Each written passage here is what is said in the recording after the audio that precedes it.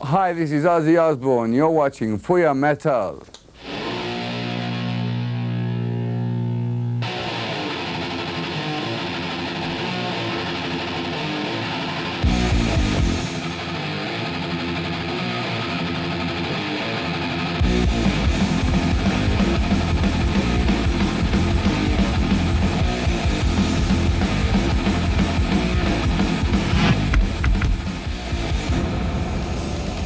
Fúria Metal está começando neste momento. Sentiu a grande presença de hoje, hein? Mestre Ozzy Osbourne. Rosando Calban. De fundo estaremos ouvindo isso aqui junto à Pira Olímpica do Metal. Vem comigo. Vem comigo agora. Dentro da Pira Olímpica do Metal se encontra o BG de hoje. Blizzard of Oz. Primeiro álbum do menino. Vamos dar a volta aqui de novo? Dá a volta aqui de novo.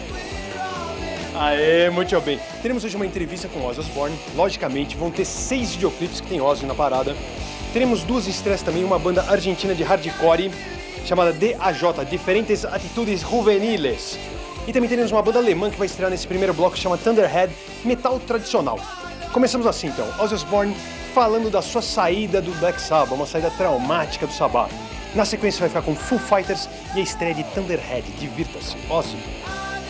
Like Sharon, important. How was to decide to leave Sabbath and to start up like a solo career? Was it difficult for you, or how did you feel? Like? I'd left Sabbath, I'd gone back to Sabbath, I'd left Sabbath, I'd gone back to Sabbath, and then in the end they fired me, and it was... You got fired from Yeah, Sabbath? but it was it was, I got fired, but then I wasn't really, I wanted to get fired. I wasn't really unhappy. I was, but I wasn't. It was kind of...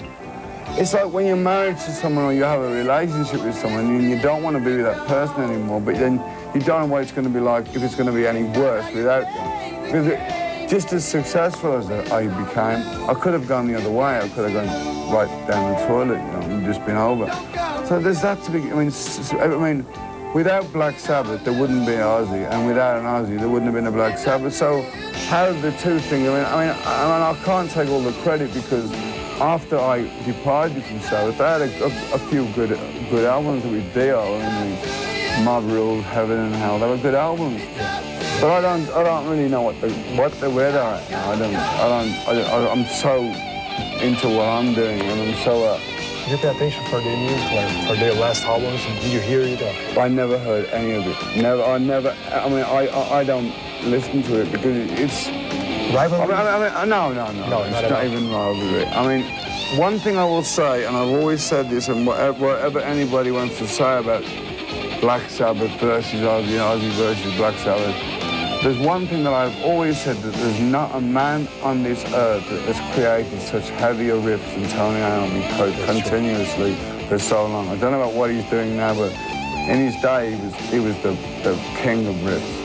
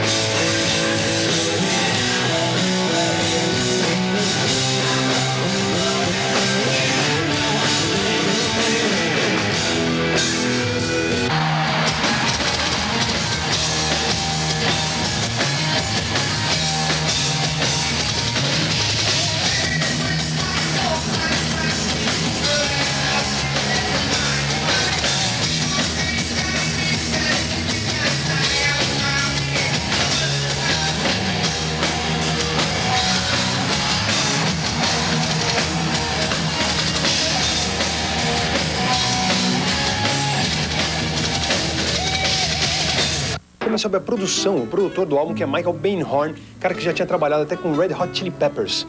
Aí você vai ver agora no papinho, a gente discute sobre isso. E depois Ozzy estará ao lado do rei dos riffs, como ele definiu, o separável, né, que já não é inseparável, porque Geezer Butler estará junto dele num clipe do Black Sabbath. Então a gente vai ver assim, Geezer Butler, que veio com ele no Monsters of Rock, e também Tony Iommi, o rei dos riffs, como ele mesmo falou, um dos clássicos do Sabbath, Iron Man. Antes Ozzy falando, depois Iron Man. Vai lá. What about Osmosis? It's going to be released. What has changed musically talking? You said psychedelic? It's kind of like, it's heavy, but some of it's not so heavy. Some of it's very, very, what I try to do on all my albums is, I like to think there's a song on the album for everyone. There's some very heavy stuff, there's some very light stuff, there's some psychedelic stuff, there's some kind of weird stuff. Some ballads too. Yeah. There's a song I've written about my son. It's called My Little Man. It's played. I originally wrote it with Steve Vai, but Zach on a sitar. And it's really an interesting. I love experimenting. These albums are very much of an experimentation. Plus the fact Michael Beinhorn is a very good producer. Do you like the bands that he produced, like the Chili Peppers? And I like the Chili Peppers. I really like the Soundgarden album. The Soundgarden. Very Sabbath. It's just the quality of the album. The Super Unknown album, really good album. I like the Chili Peppers. I like Aerosmith. What about Michael Beinhorn? Like he taught a lot for you. Oh, do you do that or?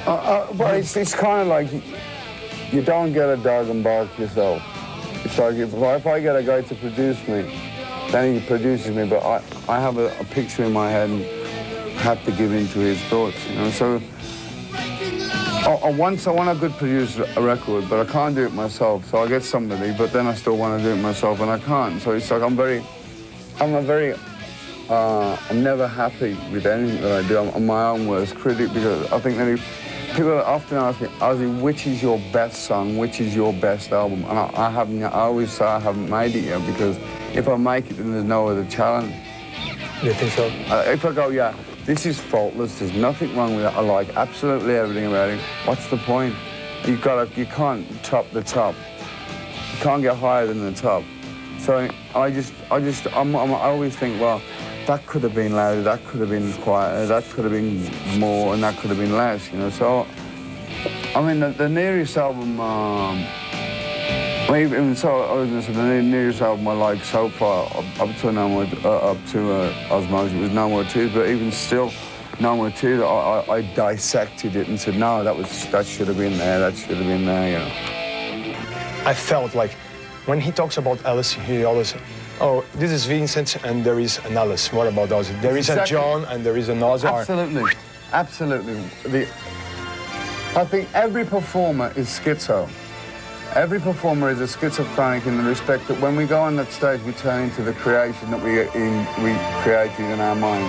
If I was to be Ozzy off stage, I would be in anything crazy happy. What do you have in common, like John and Ozzy? A lot? No.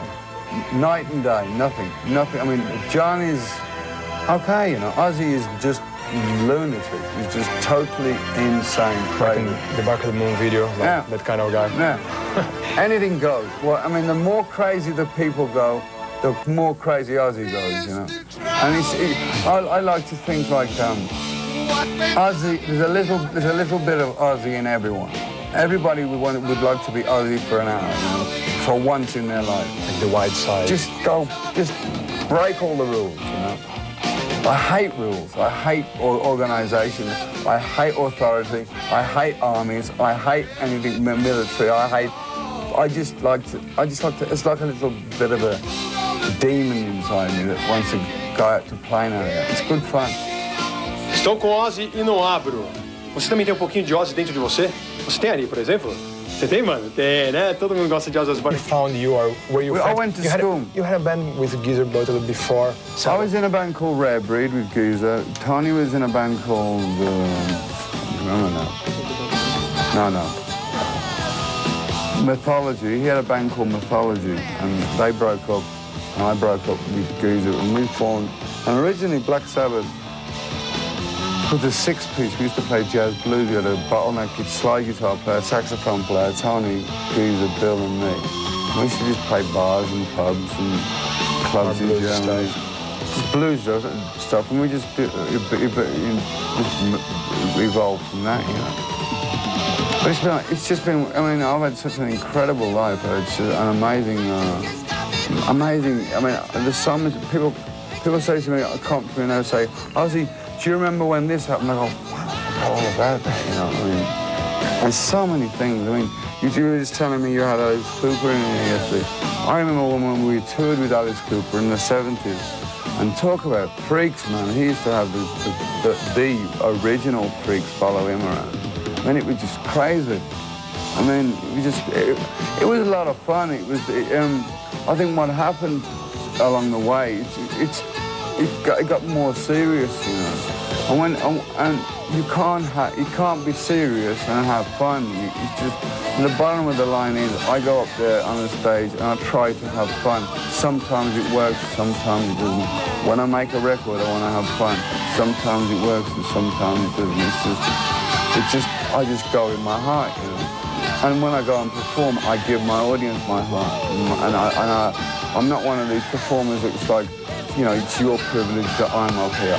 I am privileged that they're there to see me. I mean, if there's one guy in the audience and he's come to sing and perform and he's bought a ticket, I'll play for him. Did you start like think about more theatrical? Theatrical thing, like. Well, that was my wife. My wife comes from a very musical family. Her father was in vaudeville. She was a childhood actress, and she was. I mean, if you remember when I was with Sabbath, I would just stand there in the corner singing. Yeah. But she said to me, "Here's a microphone with no lead. Run." I go, "What do I do?" She just run around, just play the thing. I mean, behind every great man there is a great woman, and my wife is certainly a great woman. She made me catapult into this whole new world, because I would hold onto my microphone with Sabbath for security. Now, it's like when you get a child that learns to walk, you hold him by the hands and you let him go and he starts to walk. And she taught me to walk. She just told me to work my audience, and I always wanted to, but I was afraid. Because with Sabbath, it was very restrictive, because Tony and Amy would get down on you if you did something out of the unusual, because it wasn't the vibe, you know, boring. Kind of boss of the band. It was like he had a philosophy of all for one and all for me, you know. Were you married? Yeah, I was married. Sabbath. Yeah, were you in Sabbath? Another wife. Oh, another wife. When did you get married? 13 years ago. And then she has got me into this theatrical thing, yeah, and I was very against it at first, but then looking back, I mean, I realized how much of an impact it had on the industry, because like everybody started to do the same, you know. But even before that, even before Ozzy, Alice Cooper was doing that theatrical shit years ago. Yeah, I mean, 72, Alice was cutting his head up and hanging and stabbing people and all that. I mean, when we toured with Alice Cooper, I couldn't believe it. I'd never seen anything like it in my life. So, I mean, I can't really take the credit for having his theatrical stuff. If anybody should, it should be Alice Cooper, because he was the one that started the whole snake. I mean, when we were on the road, he lost his snake at one place, and the hotel was out, and the car park looking with his snake that he'd lost. They found it in someone's bed, you know. Historinhas do rock and roll. Que figura, Ozzy. Deve ter muita história pra contar. Fora as que ele já esqueceu, como ele mesmo já assumiu, tem problemas com drogas, passou um bom tempo bebendo, tomando de tudo. Perguntaram pra ele, e aí, por que você não escreveu uma biografia? Eu não lembro de muita coisa, deixa quieto, o negócio que interessa é daqui pra frente. E Osmose está para sair, novíssimo álbum de Ozzy Osbourne. Por falar nisso, foi o próprio Ozzy que nos embalou, como diria Reverendo Massari, não é verdade? Nos embalou com trilha sonora aqui, quer ver? Chega aí, na Pira do Metal. Pira Olímpica do Metal. Blizzard of Oz. Primeira vez que eu ouvi esse disco aqui, eu fiquei assim... Sabe aquela... Esse cara aqui é o cara do Sabá, é? Que coisa, hein? Ficamos por aqui, então. Um grande mestre. Pode aguardar. Em breve, teremos entrevista exclusiva também com o pessoal do White Zombie. Certo? Por Metal na Orelha. Valeu, até a próxima.